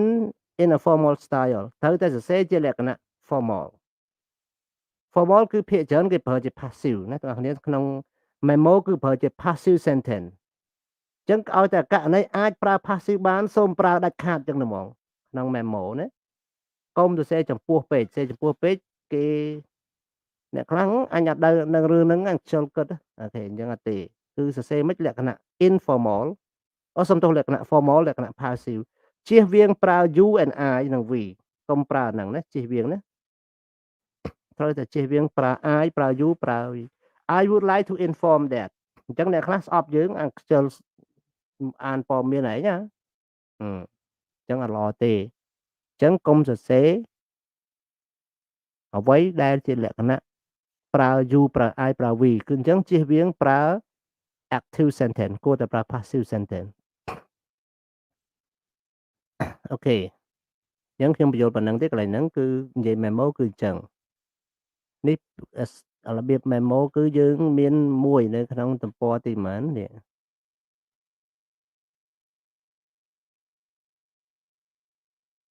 អត់មាននេះ memo នេះมันមានឧទាហរណ៍ឲ្យទេប៉ុន្តែគ្រាន់ថាក្បួនសរសេរគឺបែបហ្នឹងហើយ memo គឺមានអ្នកផ្ញើនិងមានអ្នកអឺមាន address អ្នកផ្ញើនិងមាន address អ្នកទទួលមានឈ្មោះមានអីចឹងណាដូចតែសម្បត្តិដែរទេ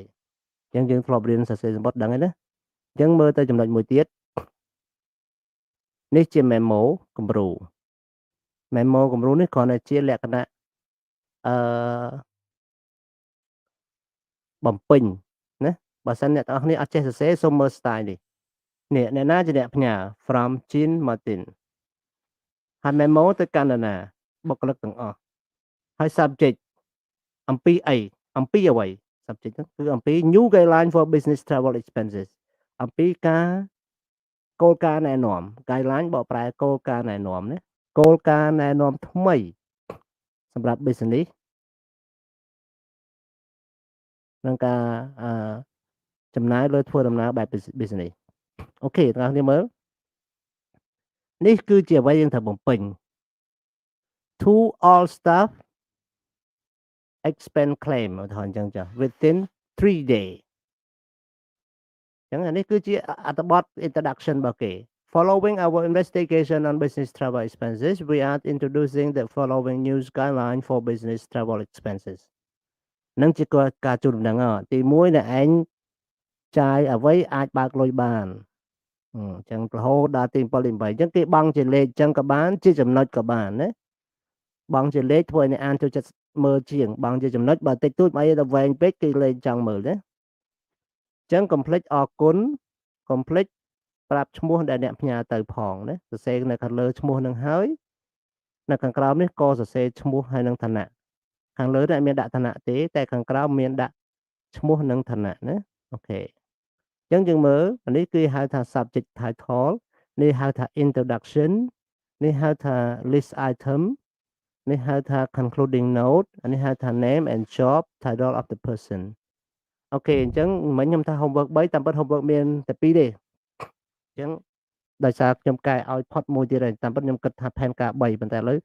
នៅសល់តែ2ទេអញ្ចឹង homework យើងទំព័រ25 26ណាលំហាត់លេខ2ដូចគ្នាទំព័រ25ក៏លេខ2ទំព័រ21ក៏លេខ2ឥឡូវដល់បើអ្នកទាំងអស់គ្នាចង់ដឹងថាតើអ្នកទាំងអស់គ្នារៀននឹងចេះហើយនៅអញ្ចឹង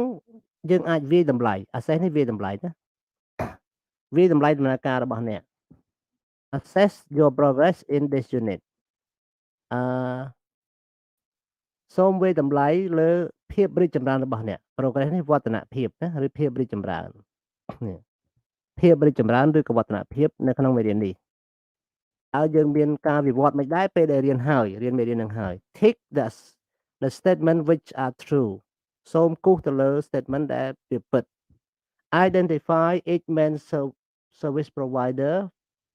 a finance department need គឺយើងស្គាល់នៅសេវាកម្មអ្នកផ្ដល់សេវាក្នុងវិស័យហិរញ្ញវត្ថុតម្រូវការក្នុងហិរញ្ញវត្ថុបើសិនជាចេះហើយសូម tick បើមិនចេះសូមមើលឡើងវិញពីដើមមេរៀនមកវិញអត់មានការបរៀនឡើងវិញទេណា I can make request and offer យើងអាចនិយាយភាសាបែប request និងបែប offer រៀន grammar តាំងពីអាទិត្យមុនហើយណា I can talk about advantages and disadvantages of outsourcing ខ្ញុំអាចនិយាយអំពីគុណវិបត្តិនិងគុណសម្បត្តិនៃការបញ្ចេញធនធានទៅរកស៊ីនៅខាងក្រៅ I can solve a single business problem with expense account for my manager ខ្ញុំអាចដោះស្រាយរឿងបញ្ហាតូចតាចនៅក្នុងធុរកិច្ចដែលមានការចំណាយគណនេយ្យចំណាយសម្រាប់manager របស់ខ្ញុំណាបើសិនជាយើងបានចូលចំណាយ manager ជួយយោបល់ឲ្យ manager របស់យើងអាច tick មកណាយើងចេះធ្វើ I can use model verb application information បើយើងចេះសូមគូសមក I can write internal memo to staff ខ្ញុំអាចសរសេរ memo មិញហ្នឹងគឺទៅកាន់បុគ្គលិកបានអាកន្លែងណាដែលយើងអត់ចេះសូមកុំ tick យើងខ្វែងហើយរកការរៀនឡើងវិញនៅក្នុងវីដេអូឃ្លីបនេះហើយបើសិនជារកមិនឃើញចាំជួបខ្ញុំសប្តាហ៍ក្រោយសួរបានអត់បញ្ហា នេះជា keyword ដែលយើងរៀនកន្លងមកក្នុងមេរៀននេះ verb កិរិយាសព្ទគឺមានដូចជា to arrange ការរៀបចំចាត់ចែង to be allowed to ត្រូវបានអនុញ្ញាត to book មានន័យថាកក់ to mind មានន័យថាប្រកាន់ឬក៏ចាប់អារម្មណ៍ខ្ពស់ outsource បញ្ចេញធនធានទៅខាងក្រៅចំពោះ phrasal verbs អានេះពិបាកណា phrasal verb គឺពិបាកសម្រាប់អ្នកទាំងអស់គ្នារៀនប៉ុន្តែក្នុងភាសាអង់គ្លេស phrasal verb គឺជាភាសាផ្លូវការដែលគេប្រើណាជាភាសាផ្លូវការដែលគេប្រើអញ្ចឹងអាភាសាមួយគេអត់សូវប្រើវិញទេឧទាហរណ៍ break down ស្មើនឹងពាក្យ separate បំបែកណាបំបែកវាទៅតូច fill in បំពេញតែពាក្យធម្មតា complete go through ធម្មតាថា check ប៉ុន្តែ go through មានន័យថាពិនិត្យដូចតែ check ដែរហ្នឹង put together ស្មើនឹង combine បរួមចូលគ្នាវិញ set up បង្កើតណាបង្កើតស្មើនឹងproduce ឬក៏ make work out គណនាស្មើនឹង calculate អូខេគណនាស្មើនឹង calculate other words ពាក្យផ្សេងៗយើងរៀនដូចជា accommodation ការស្នាក់នៅ appointment ការណាត់ជួប budget ផែនការថវិកា cost control ការគ្រប់គ្រងថ្លៃដើមថ្លៃផលិតណាថ្លៃដើមផលិត expenses ការចំណាយ grant រង្វាន់ការទទួលរង្វាន់ is there any grant តើមានរង្វាន់អីទេអញ្ចឹងណា guideline គោលការណ៍ណែនាំ guideline គោលការណ៍ណែនាំ in house ផ្ទៃក្នុង offshore in house ផ្ទៃក្នុង offshore ក្រៅប្រទេសបរទេសណា provider អ្នកផ្ដល់សេវា wealth ទ្រព្យសម្បត្តិណាអូខេអញ្ចឹងមេរៀនថ្ងៃនេះចប់តែប៉ុណ្ណេះហើយកុំភ្លេចល្ងាចហ្នឹងប្រឡង midterm តើទេតាមការជំនុំរបស់ខ្ញុំប្រឡង midterm ប្រឡងបងបាន អូអត់ដឹងទេគុណប្រឡងជាមួយលោកគ្រូ micro macro economic ក៏ប្រឡងនេះនឹងដែរខ្ញុំអត់ដឹងផងកណាដាក់តាំងពីមុនហើយ micro economic ក៏ដាក់យ៉ាងម៉េចខ្ញុំមិនដឹងដែរអញ្ចឹងមកខុសគ្នាលោកបងអញ្ចឹងបងអញ្ចឹងខាង micro គាត់ប្រឡងពីម៉ោងប៉ុន្មានទៅម៉ោង6ទៅលោកគ្រូអូអញ្ចឹងអូអត់អីខុសគ្នាទេយើងពីម៉ោង1ដល់6ពេលគាត់ពីម៉ោង6ដល់ម៉ោងប៉ុន្មានហើយចំពោះការប្រឡងមេរៀន11ការប្រឡងមេរៀនអ្នកណាប្រឡងធ្លាក់មេរៀននេះសូមជូនតំណែងណាប្រយ័ត្នភ្លេចប្រឡងមេរៀនទៀតខ្ញុំនឹងបើកឲ្យវិញនៅក្នុងថ្ងៃច័ន្ទស្អែកណាថ្ងៃច័ន្ទស្អែកបងហ្នឹងហើយអ្នកដែលប្រឡងមេរៀនធ្លាក់ប្រឡងអីចឹងណាច័ន្ទស្អែកចាប់ពីម៉ោង6ល្ងាចម៉ោង5ល្ងាចទៅណាបងចាប់ពីម៉ោង5ល្ងាចទៅបានអាចប្រឡងមេរៀនបានប្រឡងមេរៀនសម្រាប់អ្នកធ្លាក់អ្នកអីប៉ុន្តែតែខ្ញុំចុចឡើងវិញអ្នកណាបានប្រឡងស្មើ0បន្ទុកណាមកពីមុនបាន40បន្ទុកស្រាប់ខ្ញុំចុចឲ្យប្រឡងឡើងវិញអត់ព្រមប្រឡងមួយថ្ងៃផុតម៉ោងគឺស្មើនឹង0បន្ទុកវិញណាអញ្ចឹងបើឲ្យប្រឡងដាច់ខាតត្រូវតែប្រឡង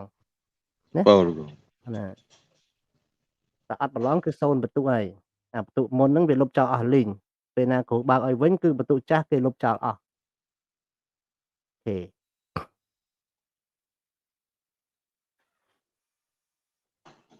ចឹងមាន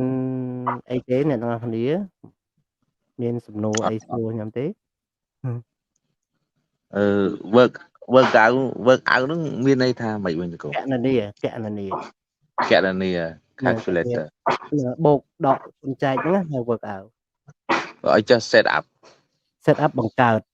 ដូចជា produce ដូចជា make អីចឹងប៉ុន្តែកាលណាយើងនិយាយ produce និង make ផលិតរបស់ឯងដល់ពេល set up វាផលិតកម្មវិធីវិញណាបងយល់មានគេប្រទេស assemble អាហ្នឹងក៏បង្កើតដែរប៉ុន្តែបង្កើតគុំចូលគ្នាវិញណាបង Hello all lady ស្រីពេជ្រ Hello ស្រីពេជ្រ